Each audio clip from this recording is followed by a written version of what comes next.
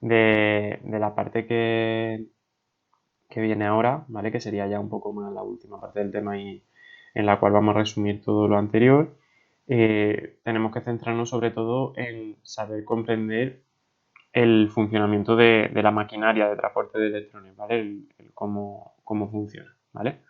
Os recuerdo que este proceso, ¿vale? Lo vamos a estudiar en la membrana interna de la mitocondria y que en realidad nosotros no solo lo vamos a encontrar en mitocondria, sino que también lo podemos encontrar en bacterias, ¿vale? En el caso de que fuera este proceso en bacterias, sucedería también en la membrana propia de las bacterias y dependerá de las proteínas específicas asociadas a ese transporte de electrones, ¿vale? Nosotros nos vamos a centrar en esas proteínas en mitocondria y en ver cómo funcionan.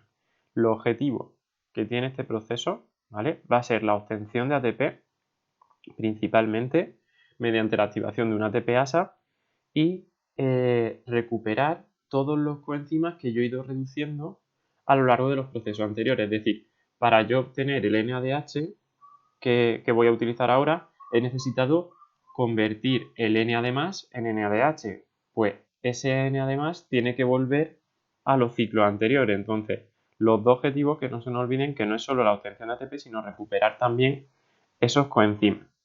Nosotros vamos a ver que el transporte de electrones va a estar mediado por proteínas. Esas proteínas son proteínas que se encuentran en la membrana interna, proteínas específicas, las cuales voy a agrupar en 4 complejos. Los 4 complejos, la mayoría de esas proteínas son o bien transportadores de electrones como los citocromos o directamente deshidrogenasas. ¿Qué es lo que vamos a hacer en este proceso? Por si no lo recordáis, ya vayamos refrescando la memoria. Yo al NADH le voy a quitar el hidrógeno que ha ganado cuando se ha reducido y lo voy a expulsar al espacio intermembrana, de manera que se me va a generar un gradiente de mucho hidrógeno fuera en el espacio intermembrana y poco hidrógeno dentro en la matriz. De esta forma, el gradiente va a hacer que el hidrógeno quiera entrar dentro de la matriz y yo lo que voy a hacer es colocar la ATPasa para que lo transporte. Y aprovechando ese movimiento de protones, ¿vale? La fuerza que generan esos y la energía que generan esos protones al moverse, yo voy a activar la ATPasa y voy a producir la síntesis de ATP, ¿vale? Los 4 complejos que tenemos son, los dos primeros son dos deshidrogenasas, la NADH deshidrogenasa y la succinato deshidrogenasa, y el 3 y el 4 son dos enzimas relacionadas con los citocromos, el citocromo BC1 y la citocromo C oxidasa, ¿vale? Entre ellas están conectadas por otras sustancias, como son la ubiquinona y el citocromo C, y luego todas van a terminar ese transporte electrónico en la ATP asa o ATP sintetasa, ¿vale? Nosotros tenemos aquí una serie de proteínas que agrupamos en esos complejos, ¿vale? El complejo 1 transportaría los electrones hacia el complejo 2 y la ubiquinona, después al complejo 3 al citocromo C, hasta el complejo 4. En este flujo electrónico lo que voy a hacer es activar estas proteínas o enzimas que, como hemos visto, muchas de ellas son transportadores o tienen la capacidad de deshidrogenasa. ¿Qué es lo que vamos a hacer? Quitarle ese hidrógeno al NADH y lo mando hacia el espacio intermembrana, de manera que me genera aquí una concentración muy alta de iones H+. Esos iones H+ van a querer pasar. Pues yo aprovecho que quieren pasar y coloco la ATPasa. Y esa ATPasa, recordad que cuando entraba el hidrógeno a través de ella, se activaba esta porción de la ATPasa, que era la cual me unía el ADP a un grupo fosfato para sintetizar mi ATP. Como yo me he generado mucho gradiente de hidrógeno fuera, el hidrógeno va a querer entrar hacia adentro, de manera que cada vez que entre va a hacer que la ATP asa se active y me genere ese ATP a través del ADP y el fosfato inorgánico que yo tengo en la matriz. No me lo cede ningún compuesto, sino que lo tengo en la matriz. Por eso es una fosforilación del tipo, no fosforilación a nivel de sustrato, sino fosforilación del tipo oxidativo en este caso, asociada a una cadena de transporte de electrones. De aquí lo que tenéis que tener claro son los distintos complejos, ¿vale? Que esos complejos van a ir transportando los electrones de manera horizontal y el hidrógeno hacia afuera de manera vertical, ¿vale? A través de la membrana. Ese gradiente de hidrógeno va a ser el que a mí me produzca la síntesis del ATP, ¿sí? Junto con el transporte de electrones que va a producir la activación de esas proteínas. ¿De acuerdo? ¿Entendemos bien el proceso de manera general, que es en lo que hay que centrarse, sobre todo? ¿O había alguna duda aquí? ¿No? No. Vale. Una vez nosotros hemos entendido este proceso y sabemos cómo funciona, lo que vamos a hacer es ver energéticamente cómo deficiente es. Para ello yo voy a estudiar la cantidad de ATP que me genera. Por cada molécula de NADH yo obtengo 3 moléculas de ATP. Y por cada molécula de FADH2 obtengo 2 moléculas de ATP. Por lo tanto, yo lo que voy a hacer es calcular el balance global de moléculas de ATP que voy a generar a través de una glucosa.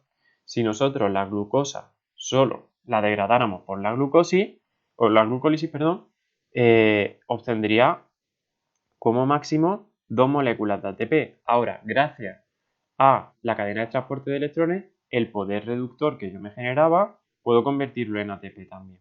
¿Sí? Lo que voy a hacer es coger todo el poder reductor que he generado en la siguiente fase de la respiración y convertirlo todo en ATP. ¿Sí?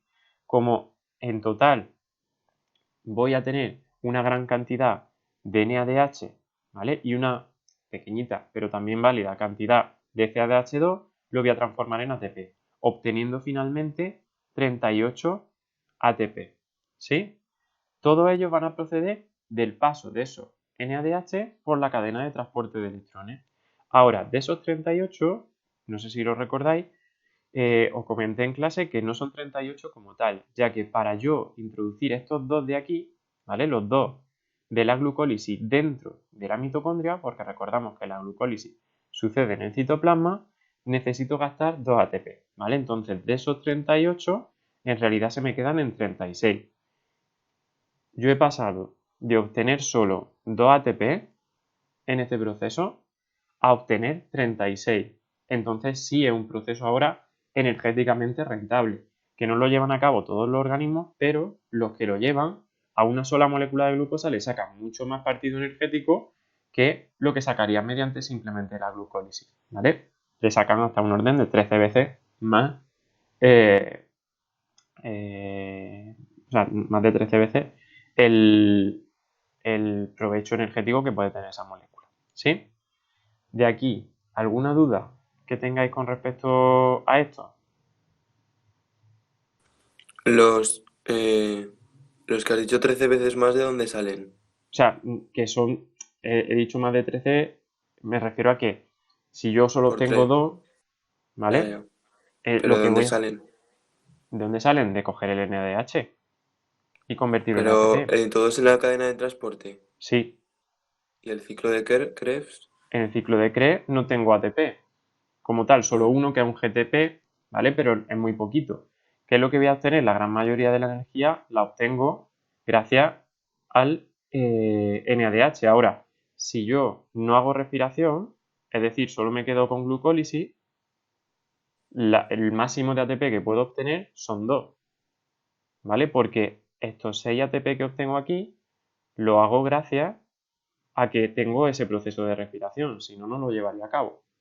pero los 18 ATP de ahí no corresponden al ciclo de Krebs. Estos 18 ATP sí, pero yo necesito para estos 18 ATP de aquí pasar por la cadena de transporte. Si no paso por la cadena de transporte, esos 18 ATP no los obtengo. ¿Por qué? Porque esos 18 ATP provienen de convertir estos 3 NADH de cada vuelta, ¿vale? En ATP. De manera que si yo no Ah, tengo el transporte electrónico, todo este ATP extra no lo genero, ¿vale? Es como, imaginaos que si estuviera en clase lo taparía con la mano, pero imaginaos que yo quito el transporte electrónico de aquí, ¿sí? Y hago el balance global de ATP. Todo lo que tengo aquí no lo contaría, ¿vale? Como todo lo que tengo aquí son estos 6 ATP, estos 6 ATP de aquí y estos 12 ATP que tengo aquí, se me quedarían en 2 ATP que vienen de la glucólisis y los 2 GTP en el caso de que yo pase por el ciclo de Krebs, que no tendría por qué, porque normalmente si yo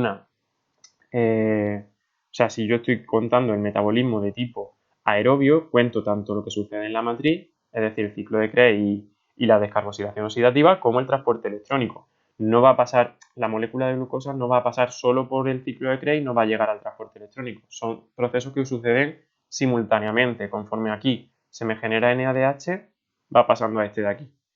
¿Vale? Entonces, lo que nosotros vamos a hacer es aprovechar ese NADH. Si no lo aprovecho, realmente el máximo que obtendría de ATP sería el que tengo de la glucólisis, que es el que obtienen la mayoría de los organismos. O sea, aunque nosotros estudiemos este proceso porque es el que se da en eucariotas de tipo aerobio, no significa que sea el más predominante en la naturaleza, ¿vale? Lo único que es el más eficiente energéticamente y el que nosotros tenemos. Ahora bien, en la naturaleza el que más predomina sería solo esta primera parte, o sea, el obtener 2 ATP mediante la glucólisis. Eso sí, realizar muchas veces esa glucólisis, ¿vale? Nosotros a lo mejor con simplemente una glucólisis tenemos ya 36 ATP, que a lo mejor para un determinado momento es lo que nosotros necesitamos. Pero una célula que necesite obtener, por ejemplo, 36 ATP solo mediante la glucólisis necesita hacerlo 18 veces ese proceso, ¿sí? Nosotros energéticamente lo que tenemos que ver es cuál de los dos es más eficiente. Y eso dependerá de la cantidad de combustible que yo tengo que utilizar para obtener esa energía. No es lo mismo tener que utilizar 20 litros de gasolina para arrancar el coche que se arrancara con 1 mililitro. Dependiendo de la cantidad de combustible que yo necesite, pues el proceso es más energético, o sea, más eficiente o menos eficiente. En el caso de la glucólisis es menos eficiente porque para obtener la misma cantidad de energía necesito gastar mucha glucosa. Ahora, si yo cojo todo el proceso de respiración de tipo aerobio, ¿vale? Que aprovecha esa glucosa, vemos que es mucho más energética, o sea, mucho más eficiente energéticamente, ¿sí? Más dudas que tengáis de ahí, antes de pasar a lo siguiente, que prefiero que esto se quede claro que llevamos más tiempo sin repasarlo que los dos temas siguientes que los tenemos más frescos, ¿sí? El citocromo C, ¿por Sí, qué dice que cede electrones al oxígeno? porque el oxígeno es el aceptor final, ¿vale? En este Pero eso no lo caso, habías explicado. Eso no es importante. no lo van a pedir, ¿vale? O sea, a nivel químico tampoco tenemos que entrar tanto en este proceso como, por ejemplo, hemos entrado en la fotofosforilación. Sí que lo que tenéis que saber es que se produce un transporte de electrones y que el oxígeno forma parte, pero no tenéis por qué saber que el oxígeno coge los electrones como aceptor final, ¿vale? Simplemente que forma parte de ese proceso porque es una respiración de tipo aerobio, ¿vale? De ahí es donde le viene el aerobio. Más cosas. ¿Alguna duda más? No, ¿No? Vale. El resto que estáis muy callados, uno de dos, o habéis quedado dormidos o no tenéis ninguna duda más, ¿vale? Pero eso sí, tenéis alguna cosa me preguntáis.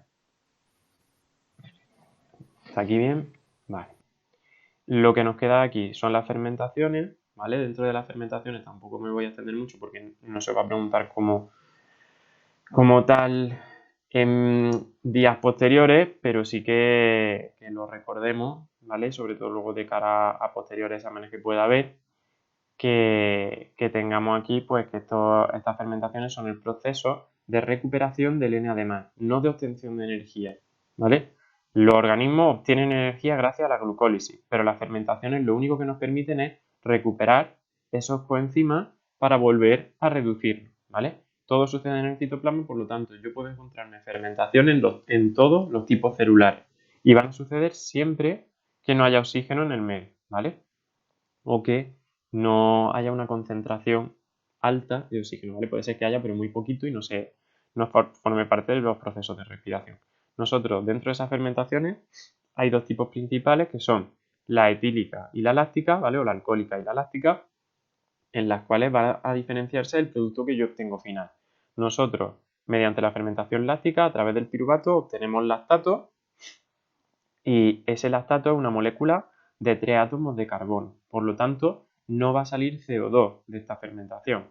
Sin embargo, en la fermentación, esta sería alcohólica, que hay aquí un error, ¿vale? En la fermentación alcohólica, nosotros tenemos que del piruvato pasamos al etanol, ¿vale? Que es un compuesto de 2 átomos de carbono. Por lo tanto, en ese proceso, ¿vale? Con este intermediario que era el acetaldehído, yo voy a obtener una molécula de CO2 por cada piruvato que pasa por el proceso de fermentación, ¿vale? Que es como veíamos luego en el tema de micro, las burbujas del pan, ¿vale? Se deben a ese CO2, ¿vale? Que se desprende de aquí, cuando el piruvato pierde ese carbono. En estos procesos lo que tenéis que tener claro es que la función y el objetivo es volver a recuperar el NAD+, para la glucólisis, y que nosotros en cualquier célula, cuando necesitamos realizar la glucólisis, vamos a necesitar esa coenzima oxidada. Por lo tanto, si nuestra célula está continuamente requiriendo energía y continuamente realizando glucólisis, también va a llegar un momento que si no tiene NAD+ suficiente, va a llevar a cabo fermentación, ¿vale? Que es lo que sucedía, por ejemplo, en el músculo. Cuando no tenemos oxígeno y necesitamos energía continuamente, la obtenemos a través de la glucólisis, y es el lactato, ¿vale? El que nos va a permitir la recuperación del NAD+, ¿sí? En resumen, ¿vale? De los 3 procesos últimos que hemos visto, la respiración aerobia, ¿vale? Sí me rinde 36 ATP propios de la respiración, ¿vale? 2 de los cuales provienen de la glucólisis, pero el resto de ese proceso de respiración. Mientras que la fermentación láctica y la fermentación etílica solo me rinden 2 ATP, y son los 2 ATP que me provienen de la vía de la glucólisis, ¿vale? Ellas mismas no generan esos ATP. Antes de pasar al tema 14, ¿hay alguna duda del 13 o algo que no nos quede del todo claro, que queramos repasar?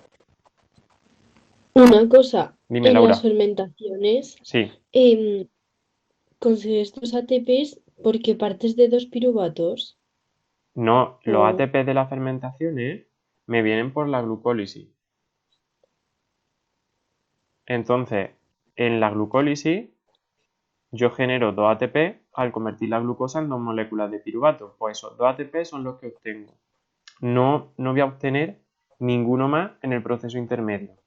Aquí desde el piruvato hasta que llego al etanol, o desde el piruvato hasta que llego al ácido láctico, al lactato, no obtengo ningún ATP. Pero en general se estudia el proceso de fermentación o de respiración desde la glucólisis hasta el final.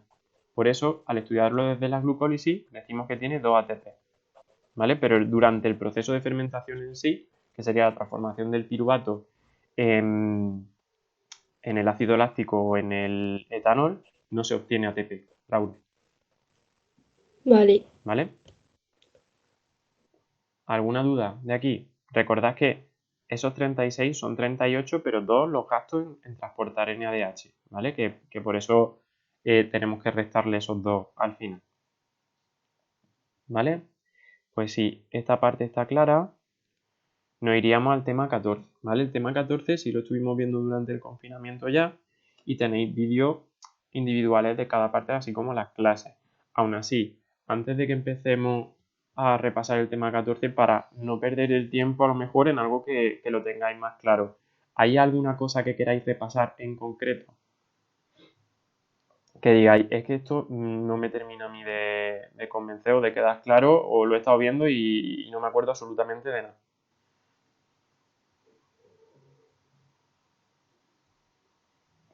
¿no? Si no, hacemos un repaso haciendo hincapié pues en las partes pues, que más nos interesan esta semana, ¿sí? Dentro del tema de anabolismo, lo que íbamos a ver eran los siguientes procesos en los cuales nosotros, en lugar de destruir moléculas grandes para obtener moléculas pequeñas y energía, lo que íbamos a hacer era construir moléculas grandes a partir de esas moléculas pequeñas, ¿vale? De esas moléculas más sencillas. En el proceso de anabolismo, yo, por lo tanto, gracias a la utilización de moléculas simples y energía, voy a obtener moléculas complejas, ¿sí?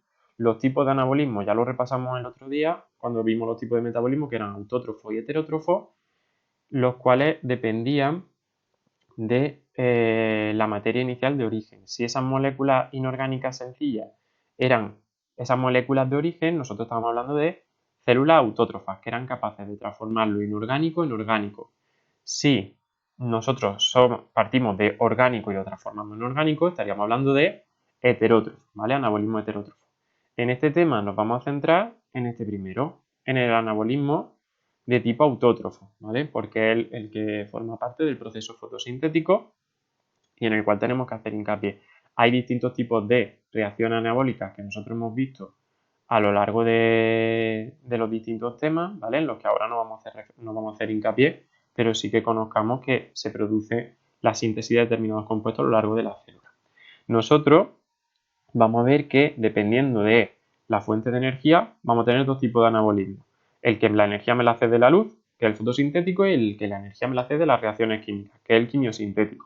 En este tema se va a estudiar el fotosintético y en concreto el fotosintético de tipo autótrofo, ¿vale? En el que yo parto de moléculas inorgánicas sencillas y las voy a convertir en moléculas orgánicas complejas, ¿vale? Nos vamos a centrar en el proceso fotosintético y en concreto en la fotosíntesis de tipo oxigénico.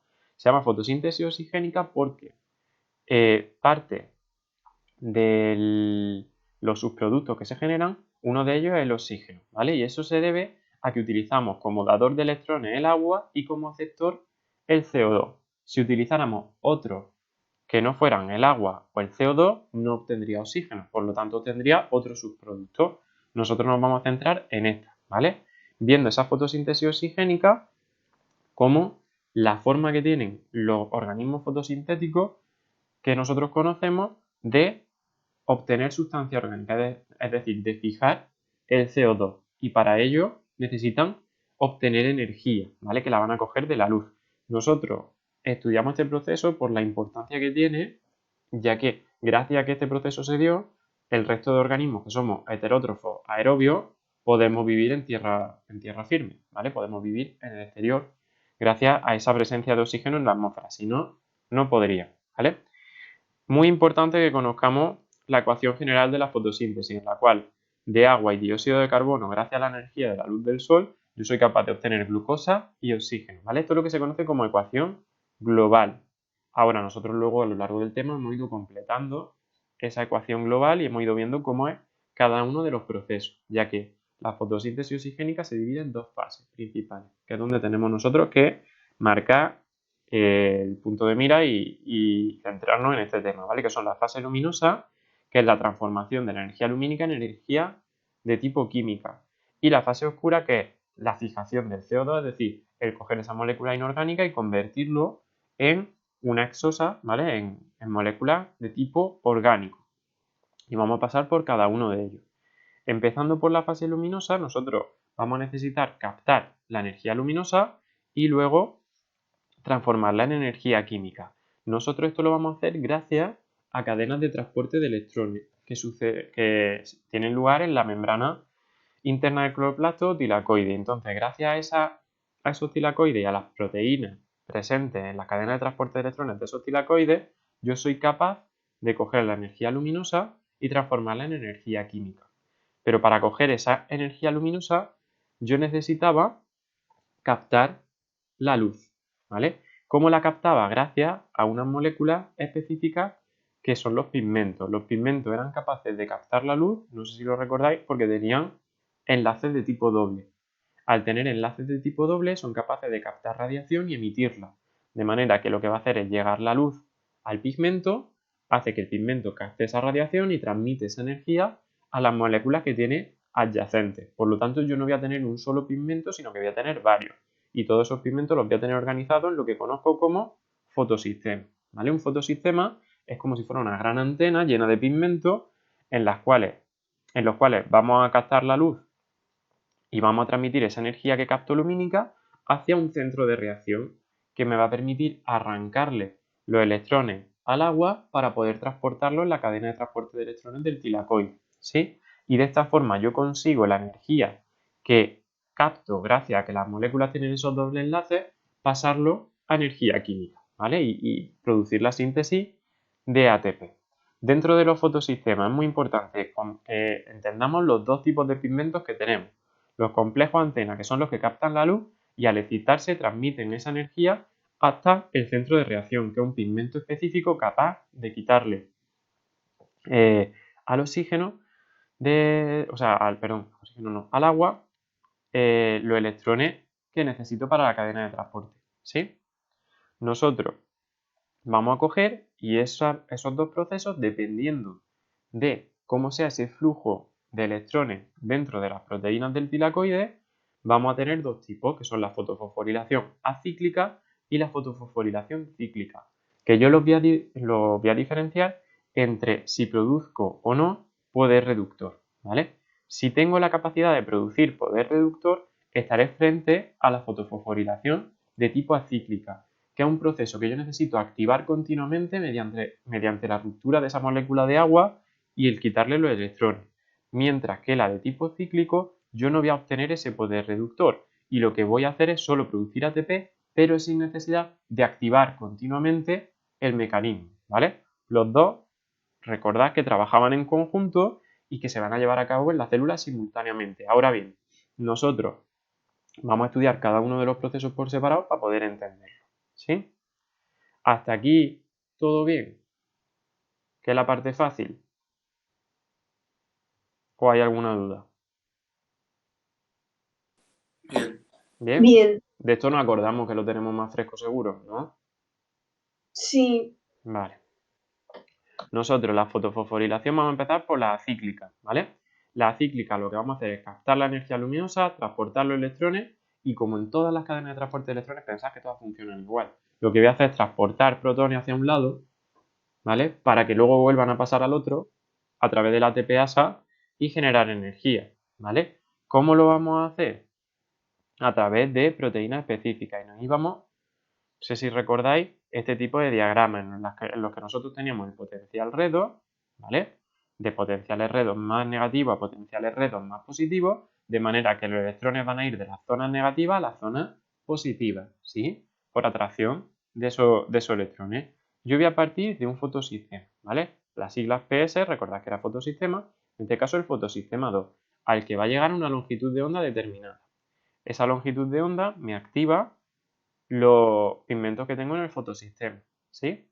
Y al activarse los pigmentos que tengo en el fotosistema, aumenta su estado energético convirtiéndose en un fotosistema 2 de tipo excitado, ¿vale? Cuando yo tengo el fotosistema 2 excitado, es capaz de transportar los electrones a complejos que sean más positivos, ¿vale? Entonces, en concreto, el fotosistema 2 me va a transportar los electrones a la siguiente molécula, que es la plastoquinona, y de la plastoquinona irán a lo que conocemos como complejo citocromo BF, ¿sí? Ese citocromo BF lo va a transportar hasta la plastocianina y de esa forma llegará hasta el fotosistema 1, ¿sí? Y ahora he vuelto a bajar hacia zonas muy positivas, de manera que si yo quiero que los electrones sigan viajando, tengo que volver a subirlos a zonas muy negativas. ¿Qué es lo que voy a hacer en el fotosistema 2? En el fotosistema 1, excitarlo con una longitud de onda concreta, de manera que vuelvo a llevármelo a zonas muy negativas. Y así los electrones siguen viajando. Desde el fotosistema 1 excitado van a pasar a la ferretoxina, ¿sí?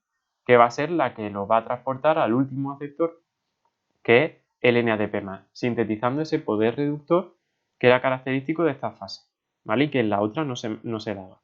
¿Cómo lo he hecho yo? Gracias a que le he arrancado esos electrones al agua. Esos electrones han ido viajando por los distintos complejos y al final llegan al NADPH y yo genero así el poder reductor, que era uno de los productos que tenía de este proceso de fotofosforilación acíclica.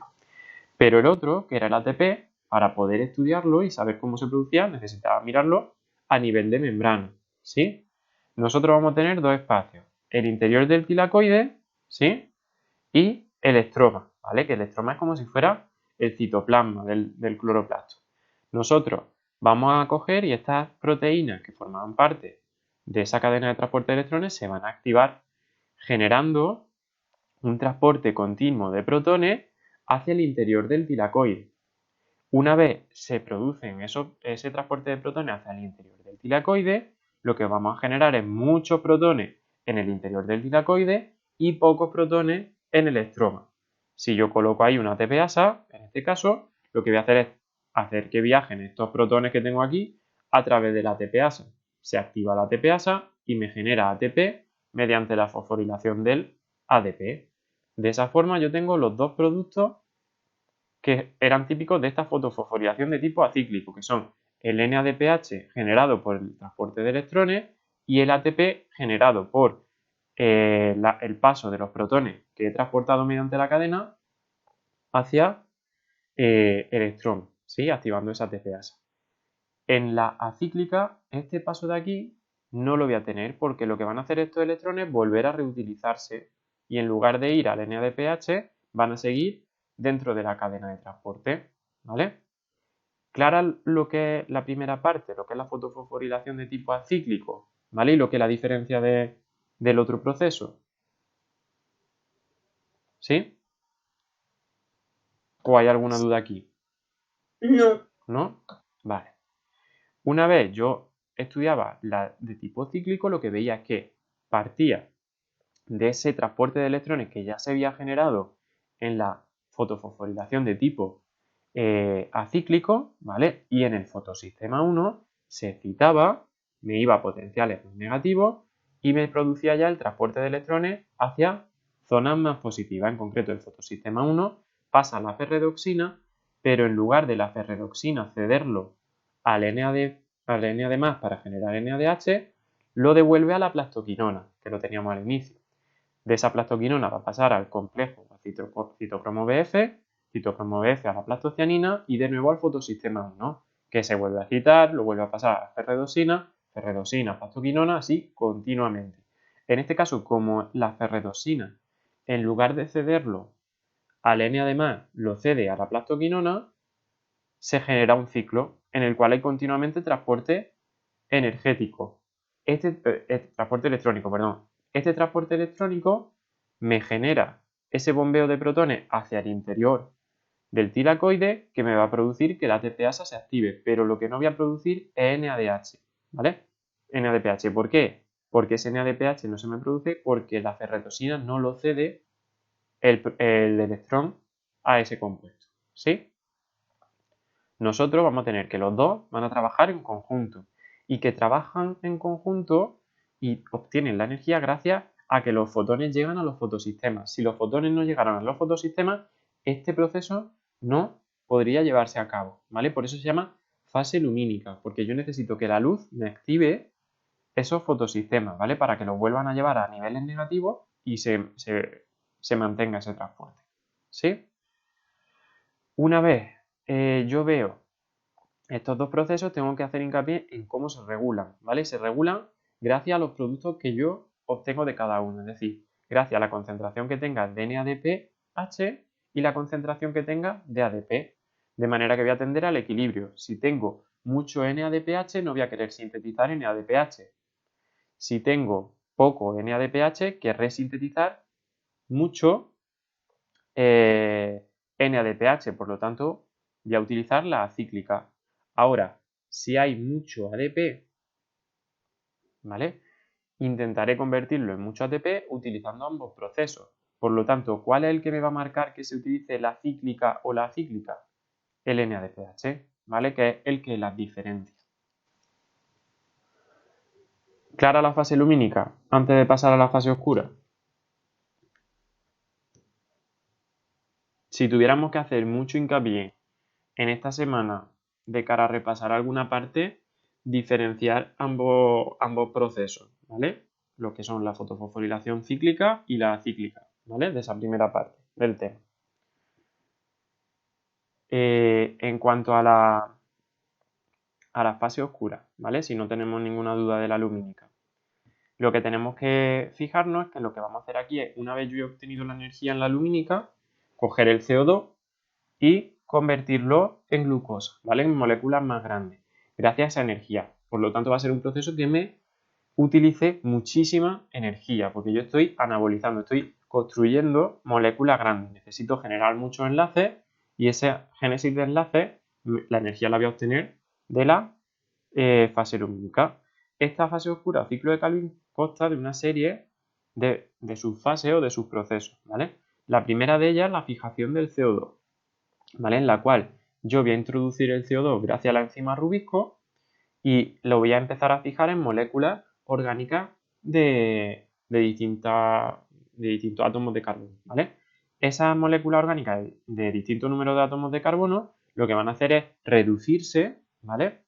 Y producir que ese carbono que yo he introducido en forma de CO2 se fije a la molécula, de manera que al movilizarlo y al transportarlo yo puedo conseguir sintetizar exosas, ¿vale? Moléculas de 6 átomos de carbono. Finalmente, de ese proceso, como es un ciclo, yo necesito volver a lo que tenía al inicio. Lo que voy a hacer es recuperar la molécula que tenía inicialmente, que era capaz de captarme esos CO2 que tenía yo aquí, que es la ribulosa 1,5-bifosfato, ¿vale? Nosotros este proceso, para que lo entendierais bien, cuando lo estudiamos lo vimos paso a paso, cada una de las reacciones, pero no tenéis por qué saber cada una de las reacciones, ¿vale? Tenéis que conocer las fases y qué sucede en cada fase, ¿vale? Y sobre todo, qué sucede con las moléculas de cada fase. Es decir, me explico. Que vosotros sepáis que partimos de la ribulosa y que esta es la que se une al CO2, ¿vale? Y esa sería la primera fase de fijación. Que vamos a obtener luego moléculas de 3 átomos de carbono que me van a permitir la síntesis de exosas, ¿vale? ¿Cuáles son esas moléculas de 3 átomos de carbono que voy a obtener mediante la segunda fase de reducción? Que son moléculas que ya hemos nombrado tantas veces que deberíamos saberlas. 3-fosfoglicerato. ¿Y cuál es la otra?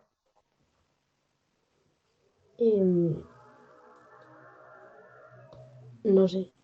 1,3. 3-fosfoglicerato lo que va a hacer es convertirse en otra que yo utilizo más habitualmente que el 3-fosfoglicerato. 1,3 bifosfoglicerato. Y el No, glicerato, o sea, más sencilla, Laura. pues el gliceraldehído. El gliceraldehído, si lo llevamos nombrando desde el tema 2, ¿vale? Pero una Gliceraldehído, cosa, sí, dime. hay que saber como por todas las que pasa hasta llegar al No, gliceraldehído. o sea, si tuviéramos que saber, tendríamos que saber. Ribulosa, es lo que acabo de decir. Ribulosa, perdón. 1,5 bifosfato, ¿vale? A la que se va a unir el CO2.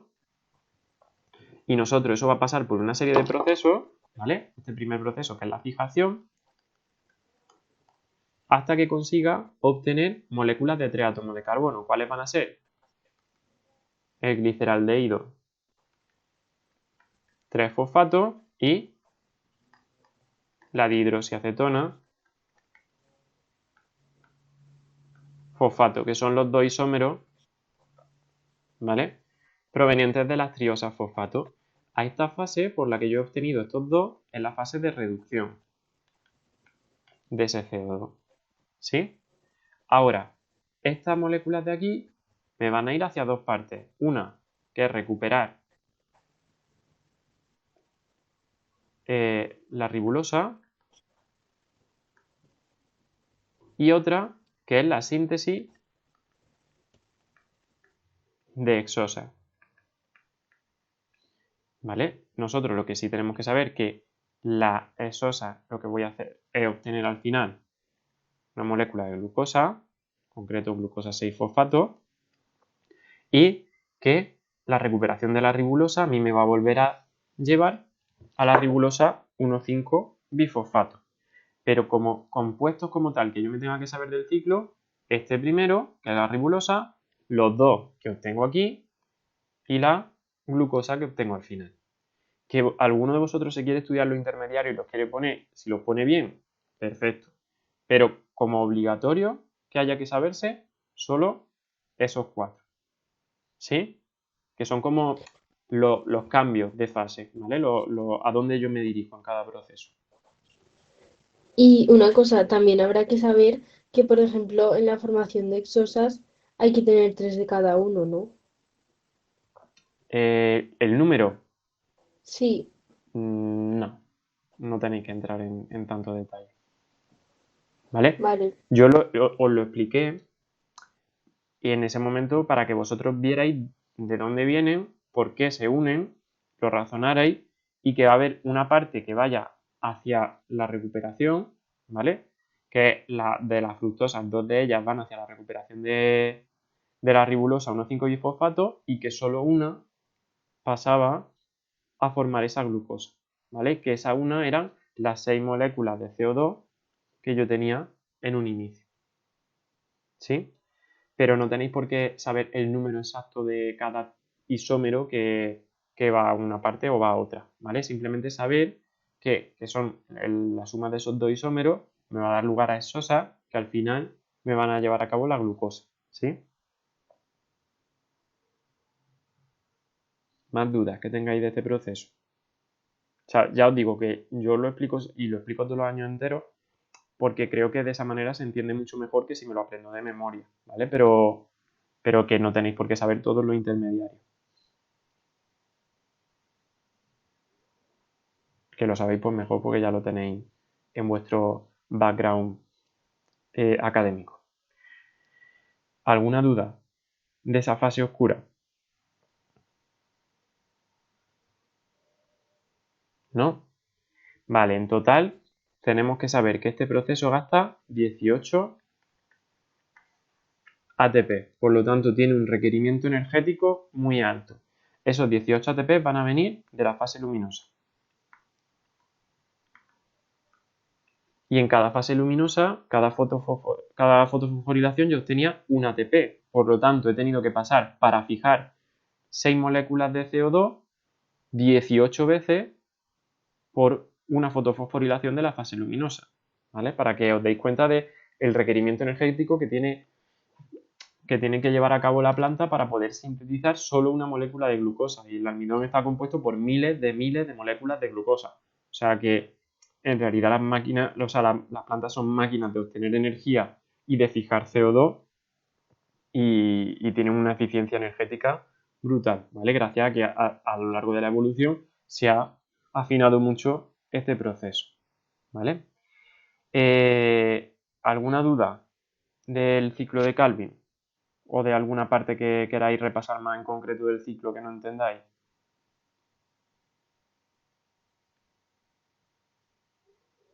¿No? Vale. En la última parte de esta fase oscura veíamos no solo cómo se fijaba el CO2, sino cómo se fijaban los compuestos con nitrógeno y con azufre, que me van a ser necesarios para poder sintetizar las proteínas y la base nitrogenada. Si yo no tengo esos compuestos del nitrógeno fijados en plantas, los que son heterótrofos no pueden alimentarse de ello y no podríamos tener proteínas. O sea, gracias a que las plantas son capaces de fijar el nitrógeno, nosotros podemos sintetizar proteínas.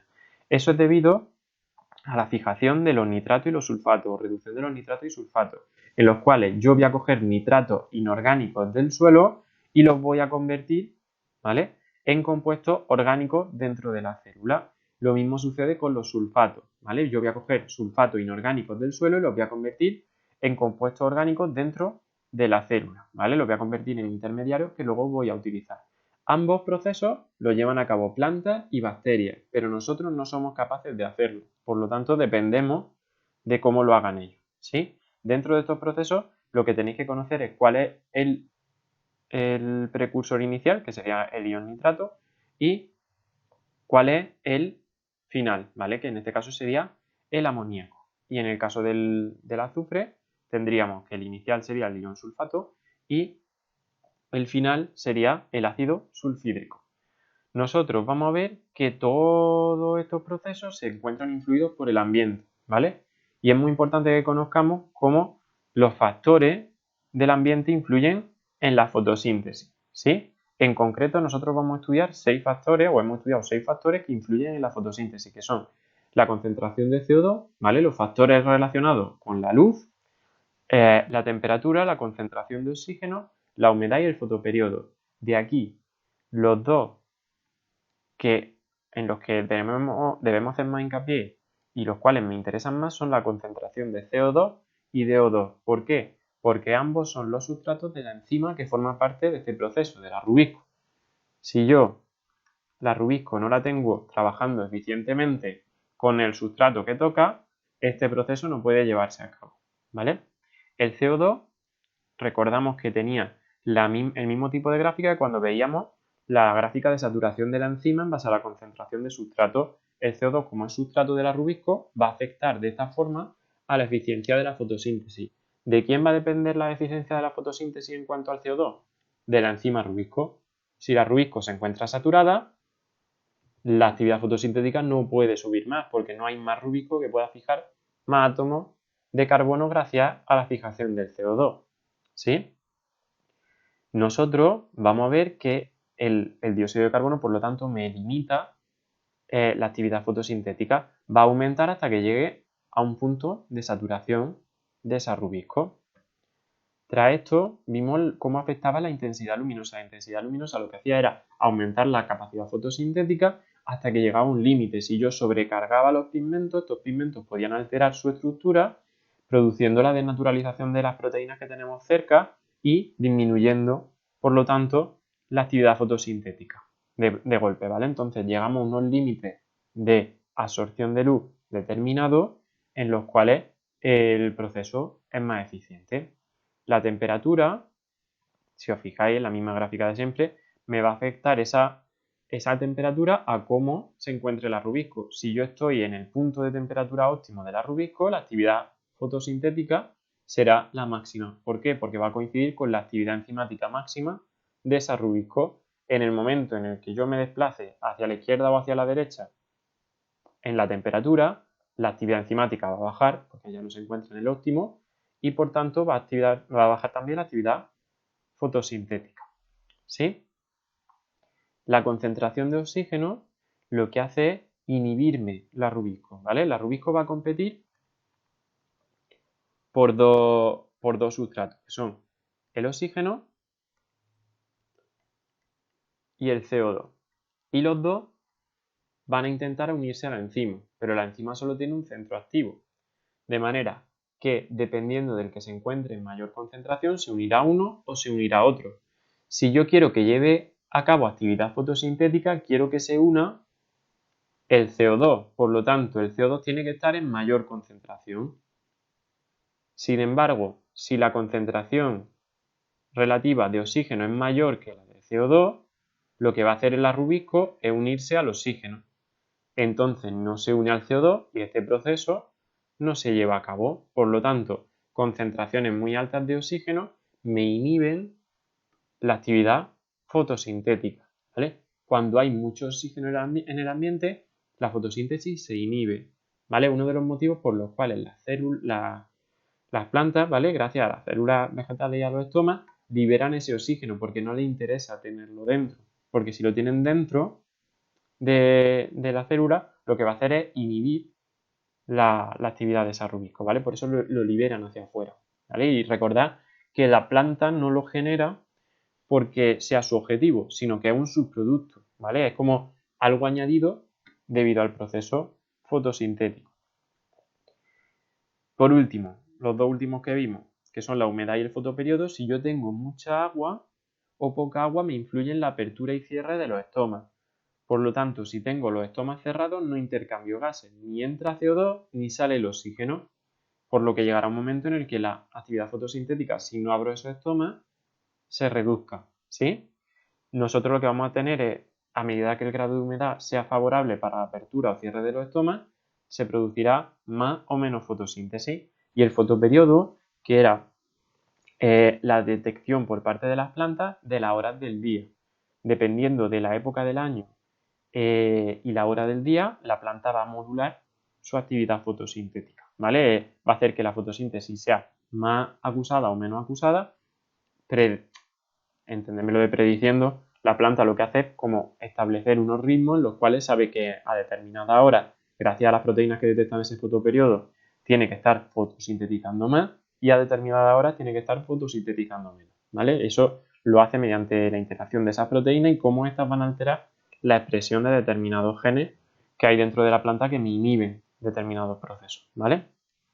Y con eso terminaríamos el repaso del tema 14 que en un principio seguro que os parecía muy difícil, pero ahora ya visto a posteriori y habiéndolo repasado, veréis que es mucho más sencillo porque es más razonar y una vez yo ya tengo una visión global del proceso, lo entiendo mucho mejor, ¿vale?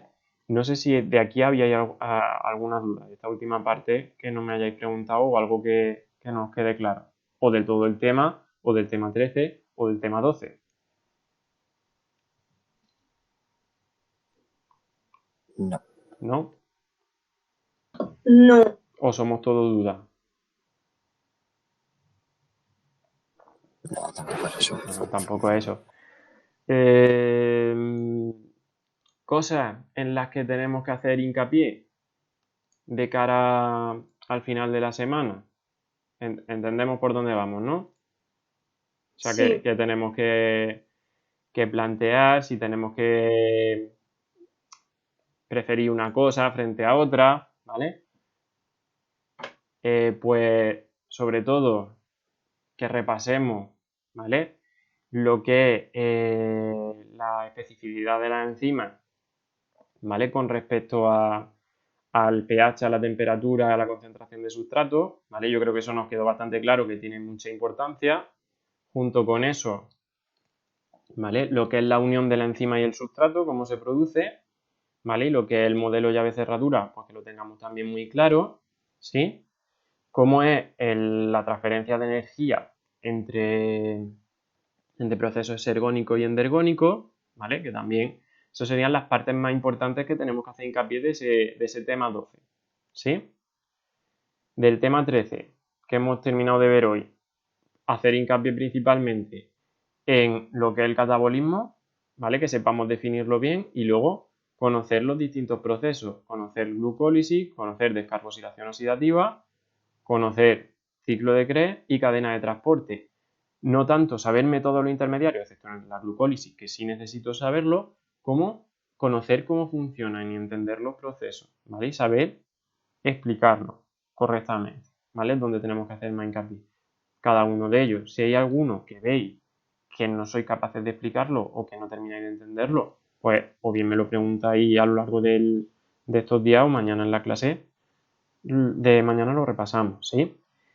Hacer hincapié sobre todo eso, en saber explicar cómo funciona cada proceso y hacer también hincapié pues, en lo que son las generalidades del catabolismo, el ver si se libera energía, si no se libera energía, ¿sí? Cómo esos procesos de liberación de energía, cómo yo sintetizo ATP, mediante qué dos tipos de procesos, ¿vale? ¿Cuál es la finalidad de la respiración? ¿Cuál es la finalidad de la fermentación? ¿Sí? Todo eso, que lo hemos repasado hoy, conocerlo bien, ¿vale? En el tema 14, pues hacer hincapié en la fotofosforilación de tipo cíclica y acíclica, saber diferenciar una de otra, ¿vale? Y saber cómo se produce el proceso, es decir, desde dónde hacia dónde va los electrones y qué diferencias tengo entre uno y otro, ¿vale? En cuanto a la fase, a la fase oscura, al ciclo de Calvin, pues saber cuáles son los distintos precursores de cada una de las fases, ¿vale? Y conocer bien las 4 partes del proceso, ¿vale? Y, por ejemplo, imaginaos que me preguntaran a mí, ¿qué destino tienen las moléculas gliceraldehído 3-fosfato y dihidroxiacetonofosfato en el ciclo de Calvin? Pues que sepamos que tienen esos dos destinos, no solo la síntesis de sosa, ¿vale? Sobre todo que no se nos olvide que tenemos que recuperar la ribulosa, ¿vale? Y la recuperamos gracias a las que me sobraban de aquí, más las fructosas de aquí. De aquí, ¿vale? De este tema también, conocer muy bien la fotofosforilación acíclica, la cíclica, que es un pigmento, ¿vale? Ese tipo de conceptos que nos queden claros, ¿sí? Así, en lo que más tenemos que hacer hincapié en estos días, ¿vale? Y centrarnos un poquito en el estudio. De alguna de las cosas que he dicho, ¿hay algo que nos quede claro antes de que terminemos la clase? Que ya son y 27.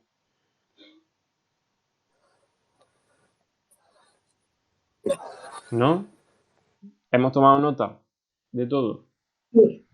Yo Vale. cuando me lo estudie igual me sale alguna duda. Si te sale alguna duda, tanto a ti como a cualquiera de vosotros, Álvaro, nos decís, ¿vale? O sea, me decís y que todavía soy una persona solo, no soy dos. Que aunque hable a veces en plural, no me he vuelto loco. Que eso que no me comentáis con cualquier duda que os surja, ¿vale? Si puedo resolverosla por correo, mejor que mejor. Si no, pues luego ya en clase mañana o si necesitáis algún vídeo de algo, me decís, ¿vale? ¿Tenéis más clases Vale. luego esta mañana o no? Química, CTM, Vale. Pues que os sea leve la mañana, que os sea leve Hoy hay también química. la semana de trabajo. Química. Sí, hay química Hoy hay luego. química. Pues Hoy hay clase de química, No, A mí me han comentado que no. bueno, eso mandarle un correo a Fernando que seguro que os contesta al minutico, ¿vale?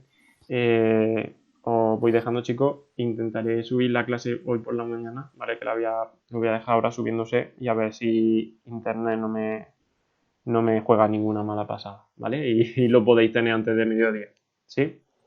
Vale. Que os vaya bien la mañana y nos vemos en la clase de mañana, ¿de acuerdo? Vale. Hasta luego, chicos. Adiós.